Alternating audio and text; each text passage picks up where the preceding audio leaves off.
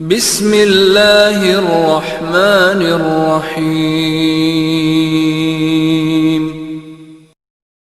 ہو جاؤ تو کہتے ہیں ہم راضی ہیں. پھر ساتویں آسمان سے، پہلے آسمان سے یہ محبت اور یہ رضامندی اللہ پوری دنیا میں بکھیر دیتا ہے اور سب کے دلوں میں یہ بات ڈال دیتا ہے کہ اس سے اللہ راضی، تم ان سے خوش ہو جاؤ. آج آپ دیکھ لیں جو اللہ والے بزرگ ہوتے ہیں ان سے ہمیں بڑی محبت ہوتی ہے، حالانکہ نہ ہمارے رشتے دار ہیں، نہ چاچے نہ تائے، کوئی رشتے داری نہیں ہے، دور دور تک کوئی تعلق نہیں ہے، لیکن پھر بھی ہمارے دلوں میں ان کی محبت ہے. یہ حدیث ہے کہ جن سے اللہ راضی ہوتا ہے تو لوگوں کے دلوں میں اللہ ان کے لیے محبت پیدا کر دیتا ہے، اور جن سے اللہ ناراض ہوتا ہے تو آپ لاکھ چاپلوسیاں کر لو، جو مرضی کر لے، کس خوش کر لے، پیسے لگا لے اور خدمتیں کر لے، لیکن وہ آدمی آپ سے راضی نہیں ہو سکتا، کیونکہ آپ نے تو اس کو راضی کرنے کے لیے اللہ کو ناراض کر دیا.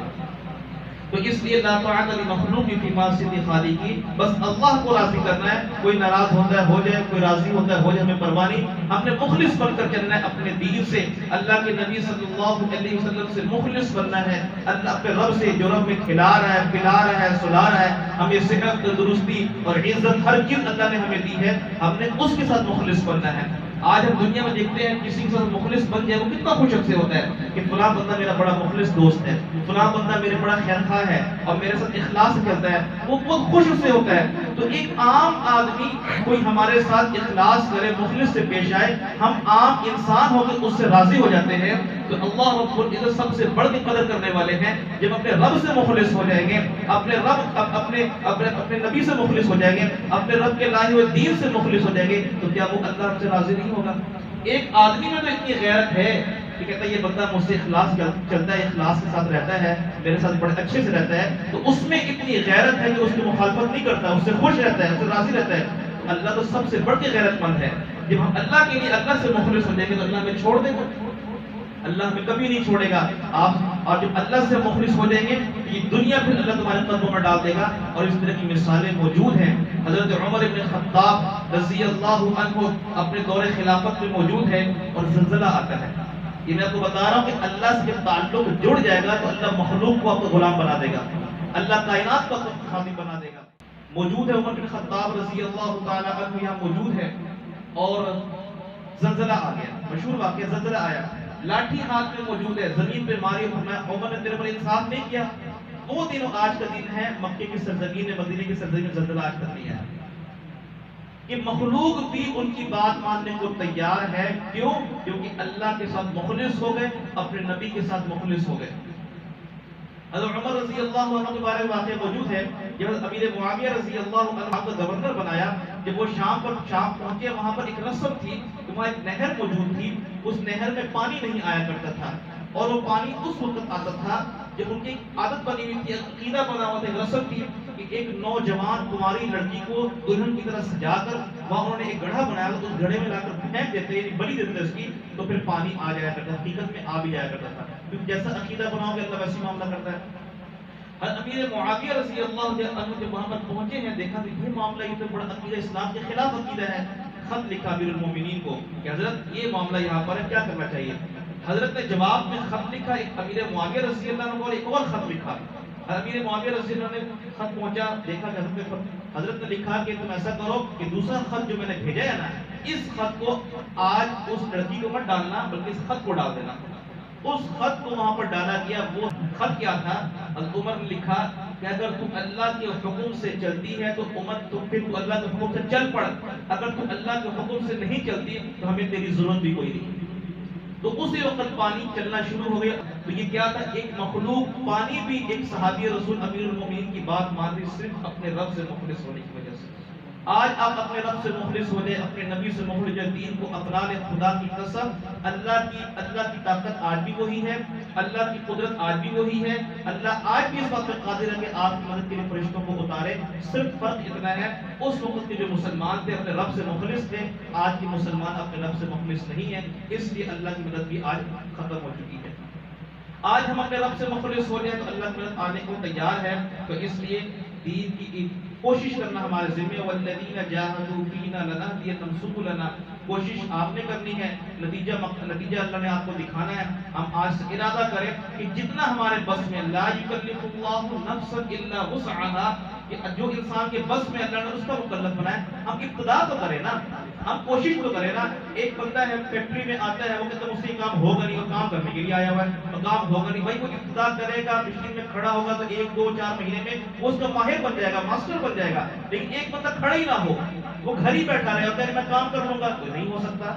اس لیے دین بھی ایک معمولی سی مشین, آپ 1 2 مہینے اس کے اوپر توجہ کرنے سے, محنت کرنے سے آپ نہیں سیکھ سکتے. اتنا بڑا دین ہم گھر بیٹھے سیکھ جائیں گے, یہ اتنا بڑا دین ہمیں بیٹھے بٹھائے آ جائے گا, نہیں. اس کے لیے بھی محنت کرنی پڑے گی. ہم آج سے کوشش کریں, ہم عزم کریں کہ ہم سب سے پہلے ابتدا کریں نماز سے, چھوٹی چھوٹی چیزوں سے نا, کہ ہم آج کے بعد نماز نہیں چھوڑیں گے, چاہے سفر میں ہو, حضر اور مشکل کوئی نہیں ہے, صرف نیت کی ہے. نیت اور ارادہ کریں, اللہ اسباب پیدا کر دے گا. ہم اب ارادہ کریں گے تو اللہ کی طرف سے اللہ اسباب پیدا کر دیتا ہے. تو یہ عزم کریں کہ نماز کسی حالت میں چھوٹے گی, چاہے ہم فیکٹری میں ہوں, چاہے گھر میں ہوں, سفر میں ہو, حضر میں ہو, خوشی ہے, بیماری ہے, نماز نہیں چھوڑیں گے, کیونکہ نماز کی برکت سے اللہ سارے معاملات حل بھی کر دے گا. نمبر 2 بنیادی چیز, نماز تو پڑھ لی, ہمارے نامہ اعمال میں نیک عمل تو آگے, اب اس کی حفاظت ضروری ہے. حفاظت کیسے کرنی ہے؟ سب سے پہلی چیز, ہم غیبت اور چغلی نہیں کریں گے. ہم غیبت اور چغلی نہیں کریں گے, چاہے کسی کا نقصان ہو رہا, فائدہ مجھے نہیں پڑ رہا, میں نے غیبت نہیں کرنی, میں نے چغلی نہیں کرنی. اگر آپ نے کسی کی غیبت کی تو اب اس کا کچھ نہیں کیا, آپ کے نامہ اعمال اس کے کھاتے میں چلے گئے, اور اس کی برائیاں جو ہے اور گناہ جو آپ کے کھاتے میں آتے, نقصان تو آپ نے اپنا کیا. صرف وقتی لذت کے لیے, وقتی مزے کے لیے, مزہ آ رہا کسی کی برائی کر کے, تو اس بات کا ارادہ اور عزم کریں کہ آج کے بعد ہم نہ چغلی کر کے, نہ ہم غیبت کریں گے, اور نہ ہی غیبت کسی کی سنیں گے. انشاءاللہ آپ 1 2 مہینے پریکٹس کریں گے تو انشاءاللہ وہ طبیعت بن جائے گی, وہ عادت بن جائے گی, اور پھر آپ کو اس سے بچنا کوئی مشکل نہیں ہوگا. انشاءاللہ سب ساتھی ارادہ کرتے ہیں نا کہ نماز ہم ضرور پڑھیں گے, کسی بھی حالت میں نماز ہم نہیں چھوڑیں گے. اور نمبر 2, اس یکدم پورے دین پہ عمل کرنا مشکل ہوگا, ابتدا کرتے ہیں. آج کا سبق ہمارا یہ ہوگا کہ ہم نماز نہیں چھوڑیں گے اور غیبت نہیں کریں گے. انشاءاللہ نماز نہیں چھوڑیں گے اور غیبت نہیں کریں گے. غیبت سے مراد کسی کے اندر کوئی برائی موجود بھی ہے, اس کے پیچھے ہم بات نہیں کریں گے. اگر کرنی ہے سامنے کرنی ہے, بھائی آپ نے یہ کام غلط کیا ہے, یہ مناسب نہیں, اس سے احتیاط کرو.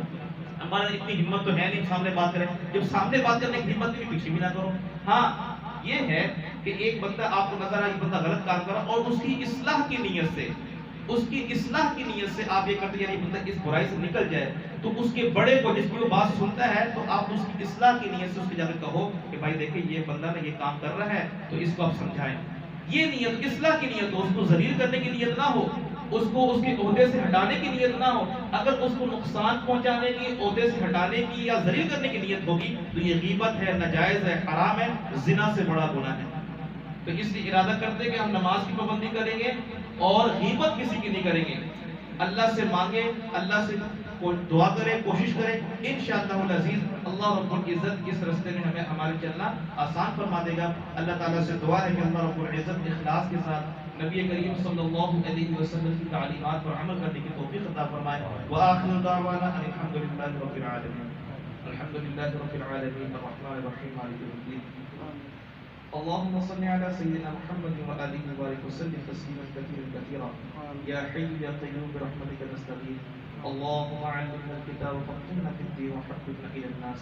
یا اللہ ہمارے صغیرہ کبیرہ گناہوں کو معاف فرما. یا اللہ ہمارے والدین کے گناہوں کو معاف فرما. یا اللہ کل امت مسلمہ کے گناہوں کو معاف فرما.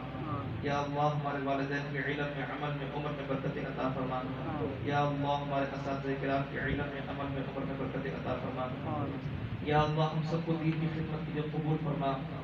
اخلاص کے ساتھ نبی کریم صلی اللہ علیہ وسلم کی تعلیمات پر عمل کرنے کی توفیق عطا فرما. یا اللہ ہم نے دین کس چیز کا عزم و ارادہ کیا, یا اللہ ہمیں استقامت نصیب فرما.